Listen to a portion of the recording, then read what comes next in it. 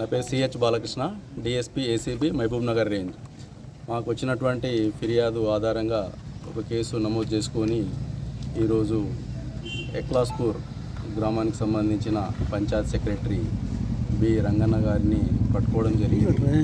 ఇందిరమ్మ ఇండ్లు bills sanction కోసము 4 times bills sanction అవుతాయి. బిల్స్ లక్ష శాంక్షన్ అయిన ప్రతిసారి 4 ఇన్స్టాల్మెంట్లో 20,000 ఇవ్వాలని చెప్పి డిమాండ్ చేయడం జరిగింది. లాస్ట్కు ఫిర్యాదుదారుని రిక్వెస్ట్ పైన 15,000కు ఒప్పందం కుదిరింది. ఆ 15,000 రూపాయలు ఈరోజు ఎంపీడీఓ ఆఫీస్లో తీసుకుంటూ రెడ్ హ్యాండెడ్గా పట్టుకోవడం జరిగింది. బి రంగన్న పంచాయత్ సెక్రటరీ ఎక్లాస్పూర్ గారిని అదుపులోకి తీసుకొని విచారణ చేయడం జరుగుతుంది.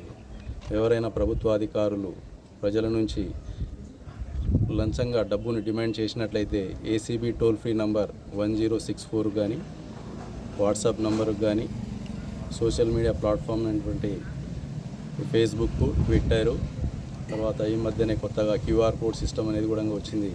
కాబట్టి దాని ద్వారా కూడా ఫిర్యాదు చేయవచ్చు.